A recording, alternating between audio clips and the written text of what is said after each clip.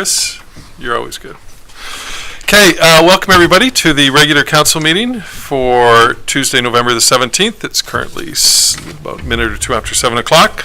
I'd like to call the meeting to order. Approval of the agenda. The recommendation would read that the agenda be approved as circulated. Someone to move that? Moved. Seconded. Any discussion? See none. All those in favor? Carried unanimously. I should let everybody know that Councillor Cryer is visiting us via phone due to some concerns in regard to COVID. So she will be on the phone and partaking in any of the debates that move forward. I'd like to now open up to public input. Public is permitted to provide comments to council on any item shown on this meeting agenda. A 2-minute time limit applies to speakers. Seeing as how we have no one in the audience, we do though have an email from Linda Weinberg. And if you could read it out, please. Sure, thank you. From Linda Weinberg regarding the agenda tonight. I've been reading this week's agenda and was interested in the point about changing the requirements for future septic systems for private homes. This change would require all new homes to build in the capacity to attach to a sewer system, and does assume that Anmore will eventually be attached to sewer. As an Anmore family who have lived with septic for over 40 years and as owners of a Vancouver Island home with a conventional system that is over 60 years old, I would like to know why council feels this is necessary in a semi-rural village. Included in the proposal is a statement regarding failure of septic systems in recent years, and her question was also, aside from Anmore Green, she's inquiring how many septic systems have failed in the last 8 to 10 years or 4 to 5 years. Further, in the introduction to the Works and Services bylaw, some of the recommendations are taken from a more standard set of forms used elsewhere in the province, and that they may be generally used in urban areas, which is where the requirement for sewer connections make obvious sense. However, engineered septic systems are safe and ecologically much better for the environment than sewers that leave waste to be minimally treated and flushed into the ocean.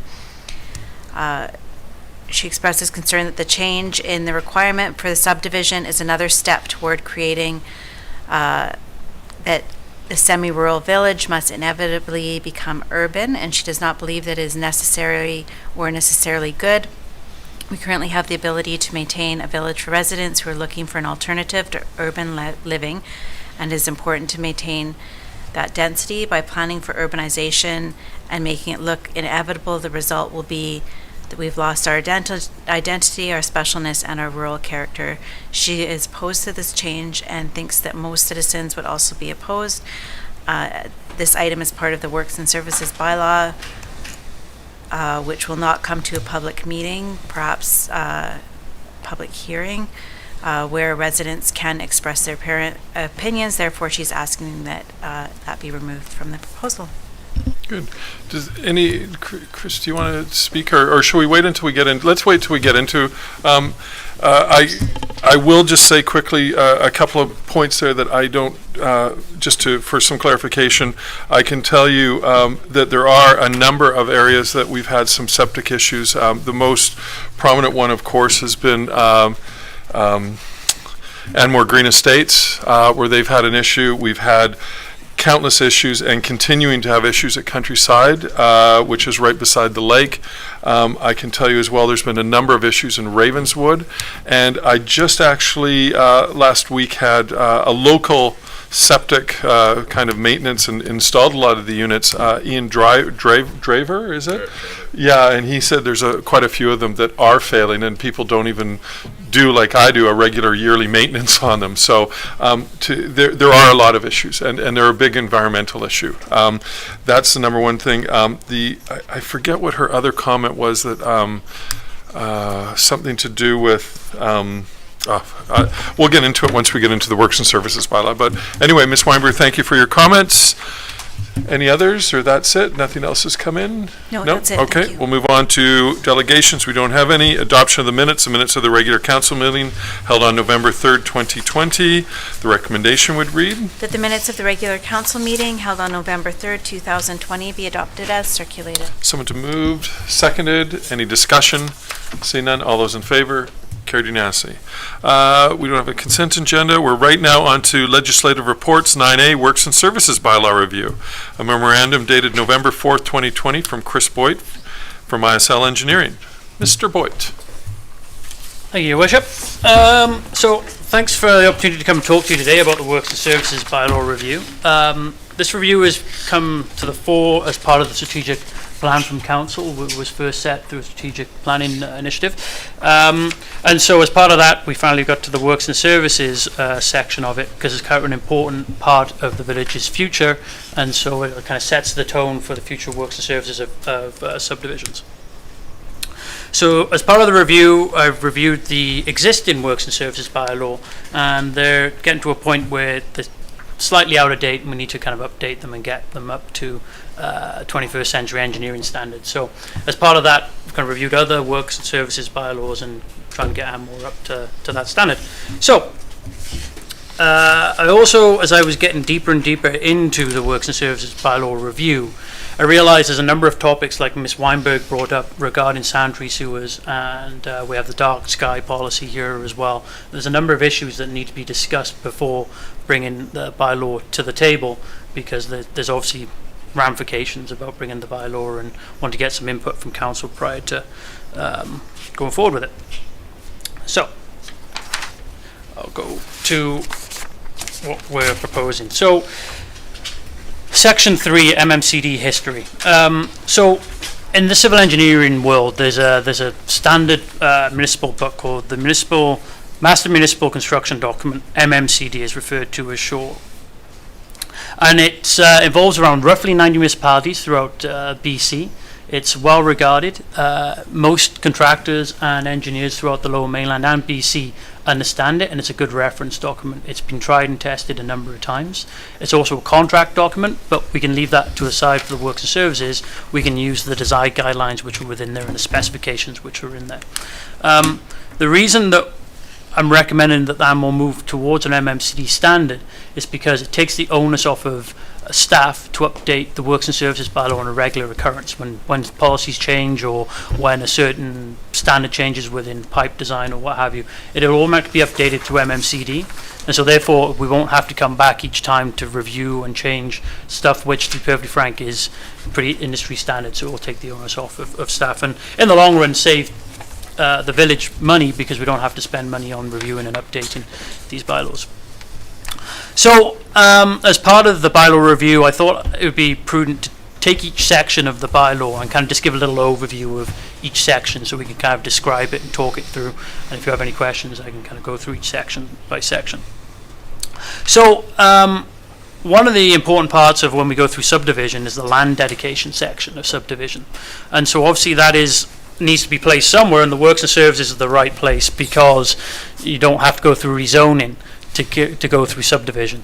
So it's obviously an important part to make sure that it's within the bylaw to ensure that we can take land for park dedication through subdivision. So there's a section that will refer to land dedication, the requirements of it, and also it will be more of a formalization of the 20-meter right-of-way requirements that's kind of referenced within the OCP at this point in time.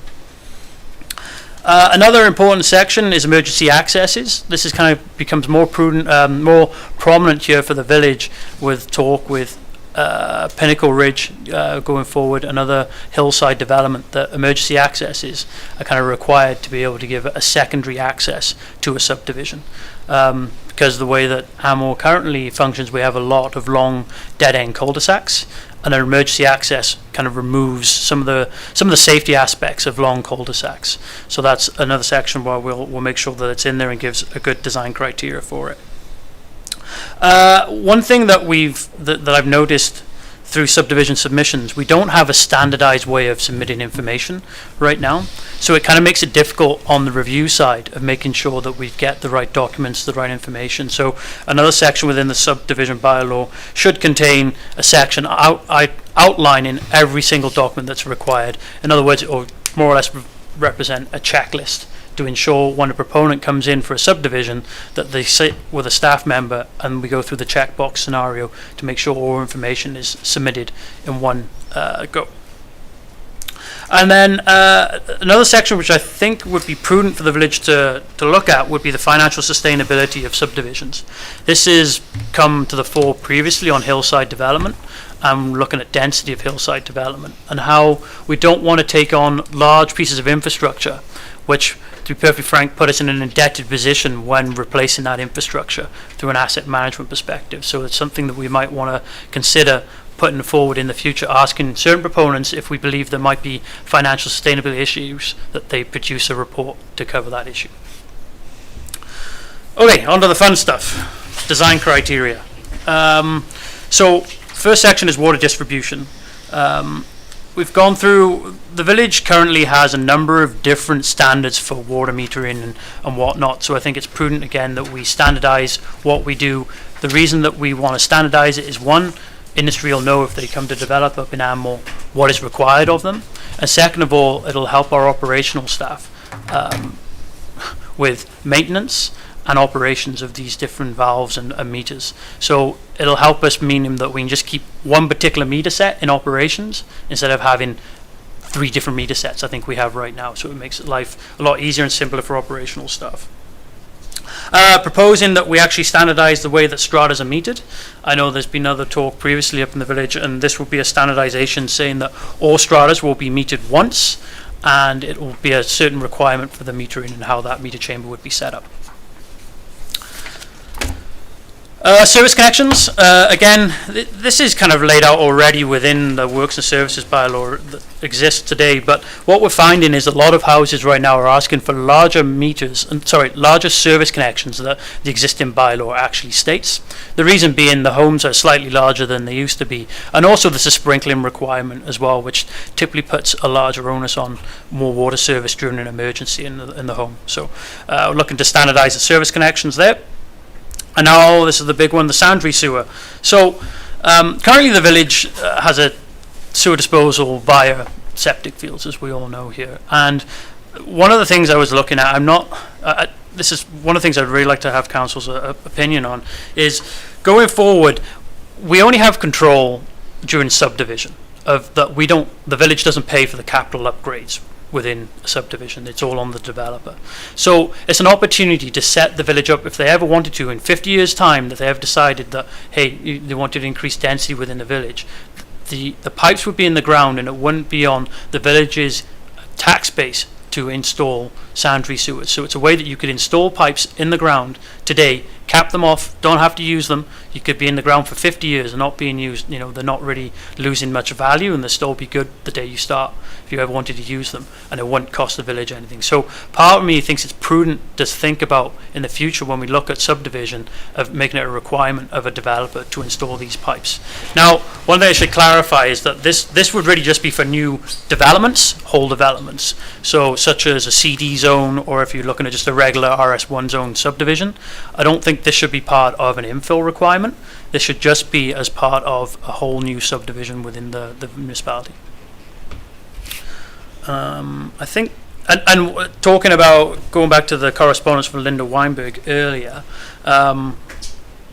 with septic fields. So septic fields, if they're well maintained and they're looked after, they typically have a lifespan of somewhere between 30 and 50 years. But if they're not maintained and looked after, you can find that they might even fail after 20 years. And so, you know, municipality has increased in density over the past, I would say 30 years was when there was more density increased here. And so they're starting to see some of the septic fields more than likely start failing. The problem with a septic field is you typically don't know it's failing until there's a really big problem. You know, like it'll start leaching into the ground that perhaps you don't want it to leach into the ground, as in contaminant size. It's not treated as well as you would like. So it's just one of those considerations to think about, because as we've seen in Anmore Green Estates, if you can't install another septic field, then you're in pretty big problem at that point in time, because there's no way to service your house for a sanitary sewer needs. So it's just, again, another prudent idea that maybe in the future you might want to think about having that. Stormwater management.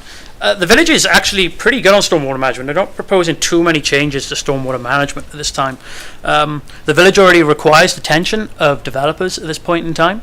We have actually a high level of detention required for developers as well. So there's different ways of detention can be dealt with. It can be dealt with on private property, or it can be a centralized detention system.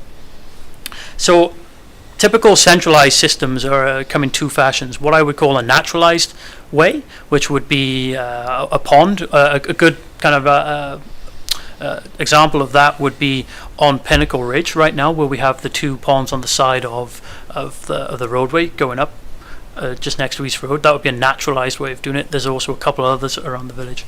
Another version would be one that we have in Lancaster Court, which is basically just a large underground concrete chamber which stores the water. So, there's benefits to both. One, the benefit to the underground chamber is there's very little maintenance to be had by the village. Operations go in there once a year to monitor it, and they might need to clean out the debris that's in there once a year. Whereas naturalized systems take way more maintenance and operation, but there's an ecological value to them as well. So it's kind of, different opinions. So I'd be recommending that we keep both options on the table for developers, because we don't want to back ourselves into a corner where, environmentally it's a good thing. So we should continue thinking about it. One thing I would recommend is that we increase a bit of our what's called pollution control. Pollution, when people think of pollution, they think of, bad contaminants, but pollution in stormwater management is also sediments, and sediments can be quite bad for the environment regarding fish habitat and whatnot. So it's just another thing to consider putting within there. Roadways, again, we don't have really a good standard road cross section. I propose that we increase our road cross section to help facilitate the strategic plan that we have about walkability and access for all throughout the village. So that would mean things like asking for a road cross section that provides crosswalks on both sides, or a multi-user pathway on one side and a sidewalk on another, to make sure that all users are catered for through the village. Another opportunity is to look at a hillside standard. A hillside standard become more and more beneficial to Anmore if you want to develop up on the hillside, as you can provide relaxations in certain areas as long as safety is taken care of in another area. Right now we're quite stringent on what's required, and it makes it hard for a developer to actually provide the infrastructure as per the bylaw. So it's trying to give a little bit of wiggle room as long as they look after other aspects. Again, trail standards, just trying to set a standard trail standard, help operations and set the expectation throughout the village of all people within the village. Another hot topic would be roadway lighting. Again, this isn't a requirement. This is just one of the things we might want to consider on other areas. Maybe down, if there was ever development down the lower end of Sunnyside, that we might want to consider roadway lighting. But again, that takes a longer discussion, as there is a policy within the current OCP, I think it is, for dark skies. And then servicing agreements, this would just be a standardized way of how servicing agreements would occur with developers, setting out the expectations via maintenance periods, acceptance, who's indemnified, security requirements and whatnot. Again, another way to try and help facilitate a standard way of doing things here would be to standardize all of our forms for acceptance. Again, it'll help with reviews and signing off of subdivisions. Another one is the certificate of inspection. This would make engineers of record actually sign off and ensure that they come and do due diligence and inspections to help ensure that we get a high quality product constructed. And then the next couple, certificate of performance, that's just ensuring that the things have been built the way they were supposed to, and we sign off that they have been. Total performance is pretty close to substantial performance. It just means that everything is completely completed and we're ready to accept it, and the developer is no longer responsible for anything. And lastly, we're looking at an approved product list, which would ensure that we only have materials within the village that we accept and we believe to be a high standard, and we don't end up owning certain costs because it was cheap for the developer to install, and yet it costs us a lot to maintain. So we'd make sure that didn't happen. So, as a recommendation, the proposed bylaw review would be a comprehensive and widespread, and we therefore recommend the existing bylaw would be repealed and replaced with a new bylaw that encompasses the aforementioned sections. Good. Thank you very much. Great So report. Could I get someone to move that? Move it? Second it? I just wanted to go through a couple points. Again, long overdue. Great start on it. On the 4.3, submission for subdivision documents. What everybody asks for is a clear understanding of what they are required to do. Yeah. And we need to do that. And you've addressed this in several things here. And I think it's so important. We need to be able, because most of the times, sometimes we have sophisticated developers, sometimes we don't. We have people that just have 2 acres of land, want to subdivide, as they're entitled to, they bought the land in. They need it to be clear and concise of exactly what we are requiring of them to do, and that won't change halfway through. Yeah. And also the consistency. Yeah. So I'm really, really glad that you picked up on that, because I think it's very, very important. I've already talked about the sanitary sewers. I get what you're saying. I really do. I am worried that in a small 1 or 2 lot subdivisions, it wouldn't be that applicable, but because I guess there would be already existing infrastructure there that would sort of prevent it anyway, already existing water lines and that. But on something like a hillside, we don't know, even a lot of these developers could get somebody to sign off on a septic system that says, yes, this, like for example, Crystal Creek, yeah, we could put septic systems on these rock beds and they'll work, we think they'll work. 15 years down the road, we don't know what will happen there, or 20 years. And then if we have a failure, it is nice to have this in the ground that we then don't have to go to the village and finance. So I get it, I understand it. I think the assumption of us putting something in the ground down the road could change the fundamentals of the village, I think is a bit of fear-mongering, to be honest. I really do. I think this is just we don't have to use it. No, that's right. But it's there in case. And the land that is left in this village is going to be challenging to develop, as we know with the hillside. The detention ponds, I would sure like it if we could get into something and encourage somebody through the building department as to being able to do something to capture some of this rain-off water and use it for irrigation or gray area for certain other aspects. I think that would be a really key component in regards to there's a cost savings. As we all know, our water is not cheap for irrigation, and if we could somehow harness that, and people, when they're building, they put in a 1,000-gallon tank buried in the ground, that could cover the costs in a few years, literally. So I think I'd really like to see something like that in there. And then, getting down to 5.6, a servicing agreement. Applicants want to know exactly what is required from them. They want it to be consistent, self-explanatory, and complete. So it gets back to that whole thing, which is really, really key.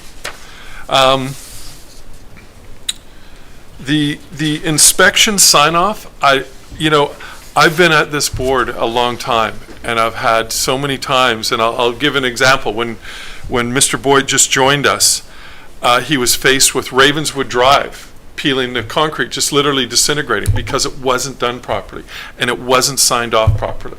And I remember Mr. Boyd coming to me going, what's going on here? Like, and sure enough, it wasn't done properly and it wasn't signed off. So I can't speak highly enough of having somebody like yourself working for the village. It's great. This is going to be such a great document. And and finally the approved product list. Again, I've been here a long time, and I've seen electrical pipe, I've seen drainage pipe being used for water lines. Like, it is unbelievable. And we need to make sure that when work is done on our village property, that is done to a standard that we are going to be accepting of it, and that it will not have an effect on the entire asset management by being substandard. Yep. It's key. And that when we've had a recent example of a road that's been dug up, and it's been dug up about 3 times because it wasn't done right. And it has to be, and I hear nothing from complaints from people going, you need to make sure this is done right. There's too much at stake right now. And I'll specify with our water system. One of the things when I ran for mayor was the fact that if we can't guarantee the safety and health of our citizens, we might as well give up. And it's really one of these things that's so important, and the backwashing valves in regards to these strata systems are key. We need to protect our water system and do everything that we can. And so I'm really appreciative of this. I think it's a great start into something, into really delving into it. So that's kind of my thing. Thank you. I'm going to pass it on to Council. Council Weber. Yeah, I like the idea of following a standard.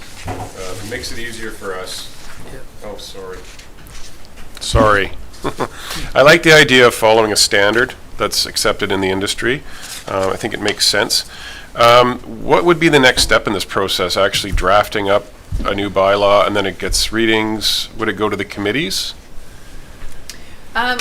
Council could certainly choose to refer to the committees. I think in this instance, though, this is a very technical document that really, it's not necessarily, there's overarching policies that would feed into it, but I think that the technicality of it means that it's better situated with staff to provide comment on.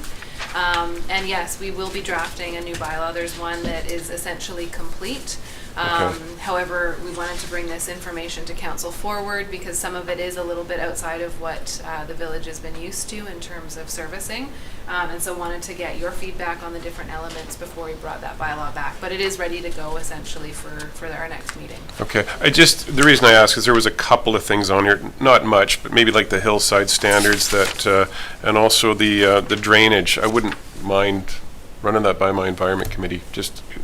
I'd like to kind of understand the advantages and disadvantages of the two systems, and there might be some insight from people in my committee. I just thought it might not be a bad idea. And sorry, just further to that, there's always the opportunity during the readings for members of the public True. to provide input as well. True. Okay. I don't have a problem with the sanitary sewers. I mean, I think it leaves our options open, and as Mr. Boyd said, it could be 50 years from now, we're going to be glad that they're there. This village is going to change. It will. It'll change after I'm gone. So I think future-proofing the village, I don't have a problem with that. And obviously there's going to be some things in here, street lighting.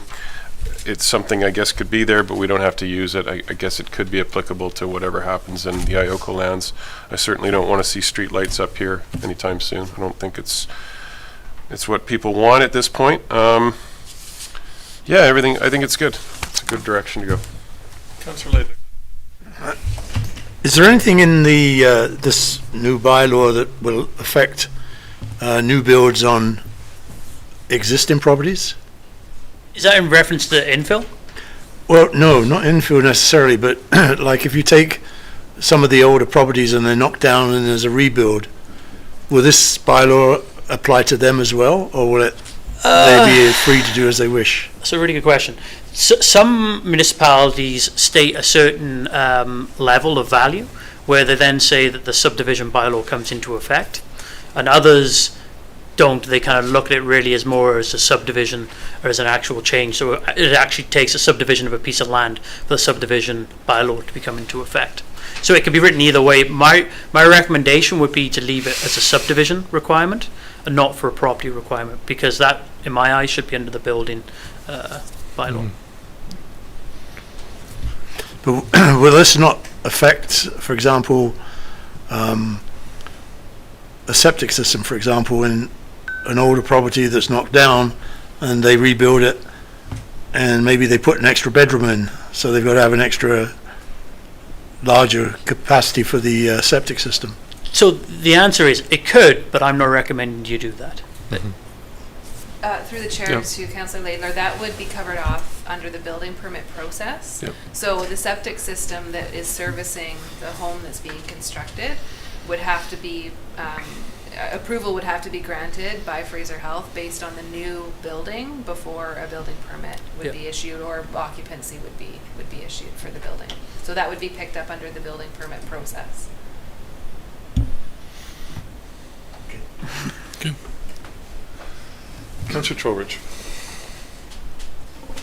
Yeah, when I was reading this afternoon, there were a couple of things that stood out in the in section 4, the general criteria and the land dedication, and it talks about the 20-meter road widths, et cetera, which makes total sense to me. I agree with all that, but we've had casual discussions in the past, and I'd like to make sure it comes up in the study that, with infill, with people that are going to be applying for infill, that 20-meter road dedication, where it's applicable, makes sense, but I would hate someone to not somehow qualify for their infill because they have to dedicate that road width. And in other jurisdictions, when I asked around, they have the same kind of thing, the road width dedication, and the individual has to dedicate that for future development should the village want to use it, but it doesn't form part of the arithmetic calculation of their land development. So I want to make sure we have clear language around that, however that ends up. Through the chair, yeah, so 100%. I think that is the other thing that the bylaw should review as well. In some regards, maybe the 20 meters isn't always required. Like Sure. it might be a dead-end road, it's going to nowhere, it's never going to go anywhere. We don't require that dedication. So there needs to be language that what I refer to as get out of jail free language of like, you need to be able to put common sense sometimes to the bylaw and Yes. make sure that it's like, hey, we've looked at it, there's extenuating circumstances at this particular subdivision, whatever it might be, that it doesn't require the 20 meters, but there has to be a mechanism to make sure that it's transparent and there's a reason behind. 100%. That's all I'm asking for. And, yeah, The concern I have is that the infill proposition was hard fought, and there were a lot of residents in this community that had solid rationale for wanting that, and it had been promised to be reviewed. I won't go over the history, but it was hard fought over a number of years. It would be horrible if they were part of that sort of technically approved criteria group, and all of a sudden, because of a road dedication, they couldn't do it. That, I wouldn't want to see that. I just wanted to note too, I think that might be maybe just a use of the language here. So, dedication, maybe not, isn't the right word, Yeah. just because, there's other ways that the 20 meters can be secured without it being dedicated road. Sure. Right? right of ways. So, yeah, exactly. So we absolutely understand the flexibility that's Yeah. needed and desired, and we'll make sure that the language. Yeah, reflects that's that. all I'm asking for, Julie, is you guys have the skills and so on. I just don't want it to slip off the page. The other thing in that same section is emergency access. It ties into the subdivision document submission piece. One thing I've complained bitterly about for 4 years now is that it's difficult for developers to come in here without really knowing what we want. We have been, now in fairness to all of us, we've been learning what we want as we go, but it's got to be tough on a developer to come in and we say, yeah, that looks great, but I don't like this. And then they say, well, what do you want? Well, we're not sure, but we don't like that.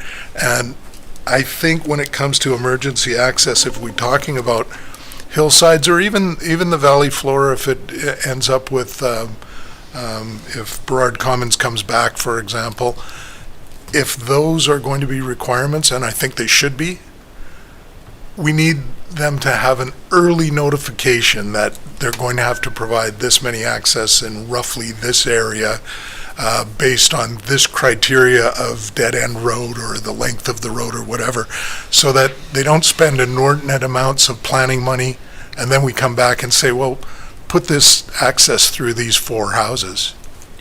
Yeah, so in light of that, and that's one of the things that I'm very conscious of, I don't like to waste people's time. As part of this bylaw, what I think we should have a recommendation within this is to say that when a proponent is thinking about subdivision, they come and meet with a staff member and they walk through the requirements prior to coming and submitting them. And Yes. so they understand that, hey, if you are going to propose something, that this is what is required of you, such as if there's going up on the hillside, a recommendation I would be saying is that, well, from a health and safety perspective, I don't want to see a 1.5 kilometer cul-de-sac. However, I get why we can't have 2 roads going in there, so therefore there needs to be an alternative method of exiting this subdivision if something happens halfway through the cul-de-sac. So therefore, an emergency access will be required, and here's the standards of emergency access. I don't know how you're going to do it. It kind of sounds mean. It isn't my problem, but it's for you guys to figure out. And if you can't do it, to be honest with you, it's not safe, and so we wouldn't be. Yep, that's fair. That's fair ball to me. The early warning system is what I'm after. So if that's the logic that's going through this, then I'm really pleased that we're doing all of this. My final comment is on the sanitary sewer. I'm quite vocal about that and have been for years. I was an advocate for having the Bellaterra folks put pipe in the ground, as I'm sure all of you that were around remember. It's the right thing to do. It's not heading us in a direction. It's not creating a precursor to becoming an urban center or anything like that. It's simply smart to put pipe in the ground that we don't pay for in the eventuality that someday it's required. And so I definitely applaud you putting that in this piece. Yeah, so again, my thought process behind that is it provides options. It always provides us more options. It's better to have more options than not, in my opinion, so hence why that would be my recommendation to do it. Smart. And, taking that a step further, what if there wasn't the option for Anmore Green to hook up to the school? It would be costly. It'd be extremely costly. It would have probably bankrupt that whole strata. To be perfectly frank, this might sound a bit pessimistic. They might not have been able to live there anymore. Yeah. Because we don't have a sanitary sewer connect. We don't have a way of conveying our sanitary sewer right now in the village. Yeah, and the ministry was very, very clear with us that there wasn't any other options. So, anyway, good. Oh, Councillor Cryer? Thanks, Mayor McEwen. I don't really have anything to add other than it certainly makes perfect sense to get started on this. And I appreciate the work that Chris has done, Mr. Boyd has done.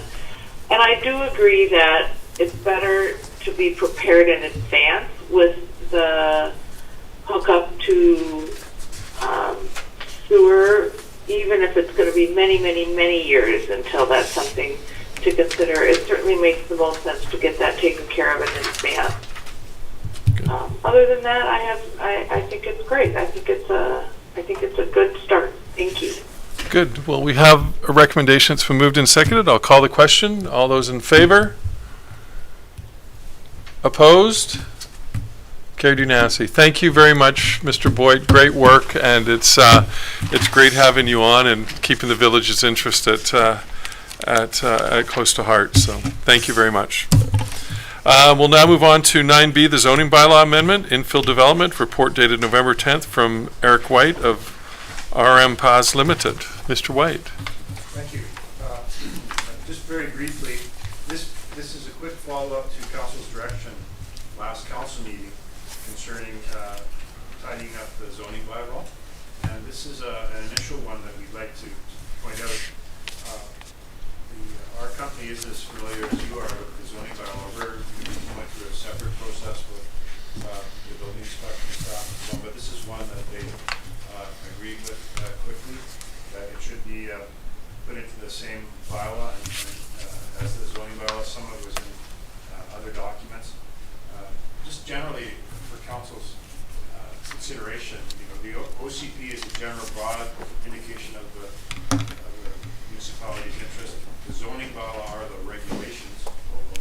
Sorry. That's right. Continue. I don't come here often enough. The zoning bylaw is the regulations, and ideally all the regulations should be in there that will help a designer or a family figure out what they can do on their property. And policies are something that are guidelines that might help council decide and a designer or their client decide how to deal with things that they might then go to a rezoning process to achieve. So the zoning bylaw is a critical element. It basically establishes rules and regulations that we are stuck with as a municipality to a large extent. So we should be careful about what we put in the zoning bylaw, and whatever we put in the zoning bylaw should be clear. As a result of this, what we've decided to recommend to council is an RS1A zone schedule. And so it's another addition to the zoning bylaw, some renumbering that's necessary as a result. But this is a result of the infill policy. A policy, once again, not a zone or a bylaw. And we wanted to establish it as a zoning bylaw regulation. So it's clear that if somebody comes in, wants to rezone for RS1A, the schedule lays out what the requirements will be. And if council agrees to move this bylaw forward, we would then have a public hearing to consider it, and ideally it'd be adopted and added to the zoning bylaw. There'll be probably some other ones of these coming up in the not too distant future. Another thing we want to do is to produce a a zoning map that's going to be, that's, I think there might be a few, we're going to go right through the map and look for any things that might be wrong. There was a 2004 zone, and then there's a new bylaw and zoning map created. And I'd like to make sure, and might be able to advise you, that everything that's supposed to be in there is on the map. And that's something we're going to do as well in conjunction with staff in the not-too-distant future, because these are important things to have accurate. And this is our recommendation to move forward with this particular one now. I just want some clarity. So this is directly related to the infill? It basically, what it does, Your Worship, thank you. And the reason why I preface that is that if it does, I have declared that I have the possibility of an infill lot, and I will then recuse myself if this is specific regarding infill. I have to recuse myself as well. Okay.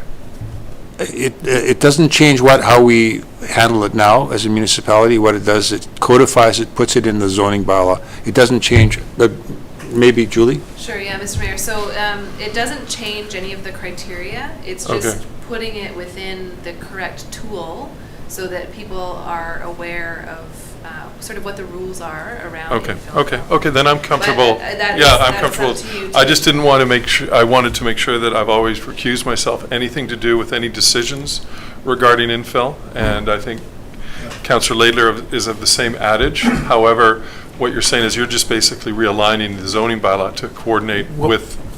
What we're proposing to council is that it be put in the right regulation, or the right document. Okay. And I think this will be clear for everybody. We've checked with your people that work on building inspections, and I think it's the right way to go too. Okay, good. Okay, then I'm fine. I think we're fine saying. Yep, okay. I just wanted to clarify that. Thank you for the report. There is a recommendation here. Where is the recommendation? The recommendation is that council give first and second reading to zoning bylaw amendment number 634, 2020, and that council directs staff to set the date of the public hearing for December 1st, 2020 at 7 p.m. to be held in the council chambers at Village Hall. Good. Someone to move that? Moved, seconded. I'll open up for discussion. Any further discussion? Councillor Cryer, anything? Nothing. No? Thank you. Okay, I'll call the question. All those in favor? Opposed? Carried unanimously. Thank you very much, Mr. White. I think it's important to stress that both of these documents, the Works and Services Bylaw, the zoning, are very fluid documents, constantly for being upgraded and tweaked as the community evolves. So, okay, we'll now move on to new business, 2021 Councillor Calendar and Councillor Appointments. Report dated November 13th. Former Manager of Corporate Services is attached. Ms. Elrick. Thank you.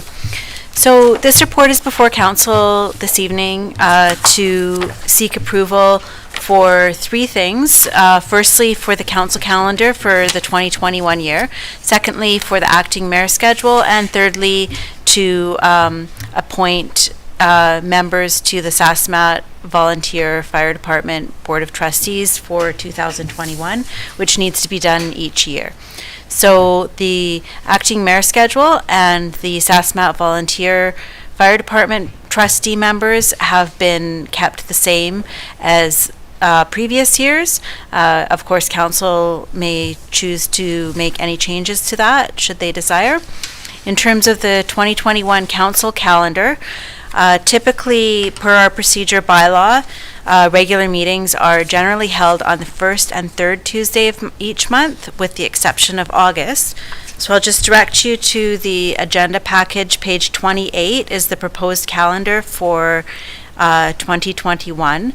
So a couple of exceptions to that first and third Tuesday that we are proposing is in January, which we also did for this year. We just pushed ahead the meetings a week due to the holidays, so that just gives staff and council a full week back after the holidays before council. So therefore, there would be still 2 meetings in January, just bumped ahead. Secondly, the other exception would be in March, where there's 5 Tuesdays in March.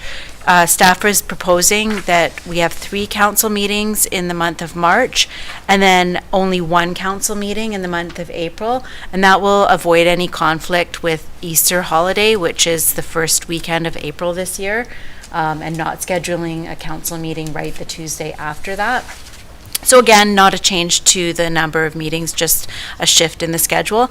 And the last thing that I will point out is in December, we have just scheduled 1 meeting on December 7th, as the 21st would be the second meeting and is quite close to the Christmas holiday. However, noting that November again does have 3 Tuesdays, so that just provides council with the flexibility of holding a special meeting on that November 30th, or perhaps the 14th, or even the 21st, should business arise at that time. So with that, I do have a recommendation that council approve the 2021 council calendar as attached to the report dated November 13th. That council approve the acting mayor schedule for 2021, which would be November, December, January. Councillor Cryer, February, March, April. Councillor Laidler, May, June, July, Councillor Trowbridge, August, September, October, Councillor Weverink, and that council appoint Mayor John McEwen, Councillor Kim Trowbridge, and Councillor Paul Weverink as trustees to the Sasamat Volunteer Fire Department for 2021. Someone to move that? Moved. Seconded? Any discussion? Seeing none, all those in favor? Carried unanimously. Thank you, everybody. We don't have any items. Mayor's report, I've got a few things. November 7th, I attended the meeting on systemic racism within our region. It was a really informative meeting. And spent a Saturday morning doing that. On the 9th, which was a Monday, I was, in my other role at Metro Vancouver, I was announced an addition of 56 hectares of land to the Cod Wetland Regional Park in Pitt Meadows, and it was a real win story that Cod Wetland Regional Park, hopefully with its final development, and that park will be 1.5 times Stanley Park for the Northeast region, and it's almost completely level, comprised of dikes, natural ecological areas. It is truly an amazing park, and I think that down the road, that park, us protecting all this park, and this, just so people realize, this 56 hectares of land, which I think Chris, our engineer, would probably say is about 160 acres, was developable land that the Thompson family wanted to keep as a park, and feeds into this estuary. So it's a pretty special parcel that's coming there. With the amount of development as we see coming out into the northeast sector, this truly is going to be something very, very special. Great to have the support of Maple Ridge, Pitt Meadows, the whole region. So it's really good. And hopefully going tomorrow at my parks meeting, we're going to be even adding another chunk of land to this. So on November 10th, I had a teleconference with Minister Dix, Minister Robinson, and Dr. Bonnie Henry about the pandemic and the way it's affecting our community. I brought up a couple things. There was a lot of unclear and non-specifics regarding the gyms and the working out and stuff like that, which Dr. Bonnie Henny was able to provide some clarity on, and as well as the restaurants as well, about the numbers going out. It had to be direct family initially, then it was, because of certain different family dynamics and today's society, how that is. So she also brought some clarity out there. But we're in a very challenging time right now. Numbers are going up, and I think there's going to be more coming down regarding trying to keep people sequestered to certain regions through the area. I know that tonight on the news they were talking about possibly a 2-week quarantine to even go over to the island, which is concerning. On the 11th, I spent a very different Remembrance Day, and it was very awkward for me for the last, how many years? I can't even remember, 12, 14 years. It's always been either, Port Moody or and then evolved into Belcarra, and it was really tough. I ended up, we went down to downtown Vancouver and actually just walked around and went to the cenotaph there, it was very eerie because everything was being taken down right after they had a very, very superficial ceremony there. It was awkward, and to me it's such a very special day because I think of all the people's lives that were given up just to give us the freedoms that we have. Today, we also had a virtual meeting with BC Hydro about the Bunsen Lake effect this last summer. I actually, had to give them some credit. That I thought they handled the situation quite well in certain aspects. It was a challenging time, and they certainly worked cooperatively with us. We learned a lot. I will tell you that we did ask that, BC Hydro is going to have to become a bigger contributor to this. This has a huge financial implication on us for road traffic or traffic control, enforcement. We need to do a better job in getting the sign out to tell people not even to come here when it's full. And one of the participants from BC Hydro said, well, once this pandemic is over, maybe things will change. It's not going to change. We had this before the pandemic. So it's something that we need to work. I think we learned a lot of things. I know I was out there a few mornings right at 7 o'clock, seeing the lineups, making sure that we were preventing traffic from even going down Sunnyside, so that kept it flowing and that. And we need to work with Port Moody as well and Metro Vancouver regarding Sassamat Lake and all this area. There is 250,000 people living around these two amazing parks. So on the other hand, my previous comments about adding a park out in Widgeon and then Cod Lake and Pitt Meadows will take some of that pressure off. But as a growing region, we need these green spaces. They are vitally important to our well-being and our health. So I can't urge that enough. And like I said, I think we're doing a good job. We could always do better, and it was a really productive meeting today. Roadworks are progressing, and I'm hearing great reviews. People are really looking forward to the new pathways, bike routes. They can hardly wait to get them done. So again, a big thank you. Can hardly wait to get them done, and I'll thank Mr. Boyd for doing all the engineering in that. But it's really looking good, and it's really going to be something that we're going to be very, very proud of. So on that, I'll pass it over to Councillor's report. No? No, I have nothing for once. Councillor Cryer? I do have a little update. Okay. I also attended the Metro Vancouver Forum on Systemic Racism. It was very informative. On Remembrance Day, I attended 2 virtual ceremonies. One was with Access Youth. They did a very nice, very brief ceremony that was very well done. And then I also attended the usual Remembrance Day ceremony that we all go to, except virtually, and they did an excellent job. I was very pleased. The music was very nice. They read the poems and showed photos from past years, and it was very, very well done. They did a really nice job. I also wanted to give an update on the holiday donations that the CC committee have been collecting. I know that there are bags showing up daily on my front porch, and I've collected a lot, and my fellow CC committee members are also gathering a lot of goods. So we want to say a very special thank you to the community for all of the items that they've been sharing. It's started out to be a very tough, rainy winter season for our homeless community, so everything will be very well appreciated.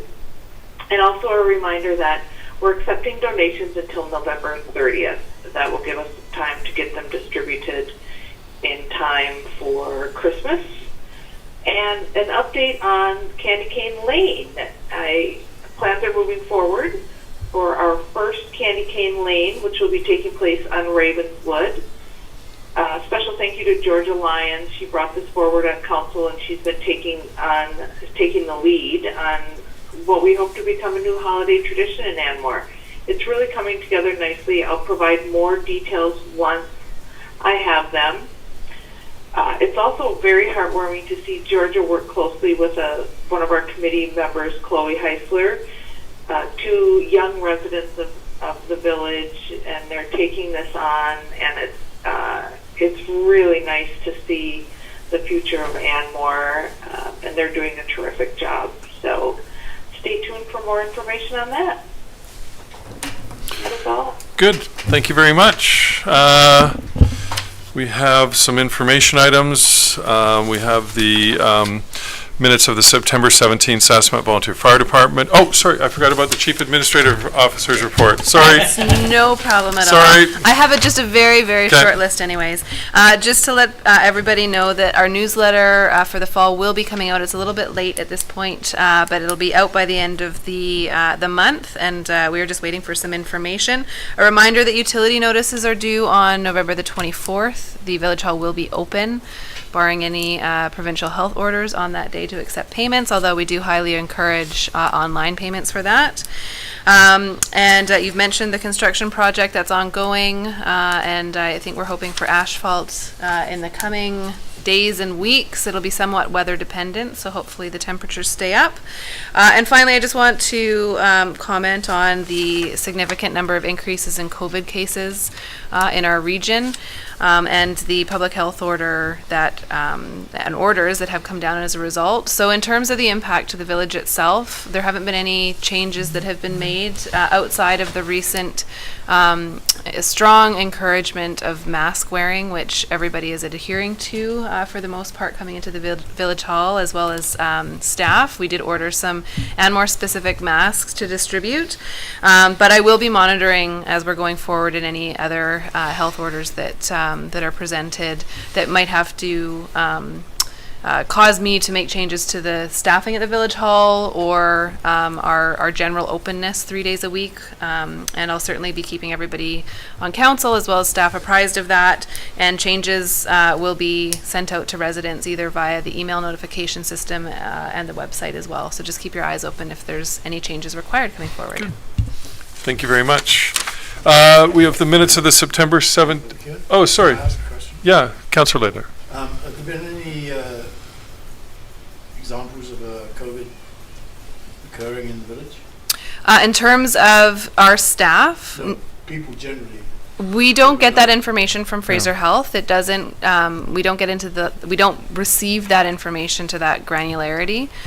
We get general information about what's happening at Fraser Health and some of the subregions, but not specific to the village. Okay, I'll move on to, we have the minutes of the September 17th Saskatchewan Volunteer Fire Department Board of Trustees.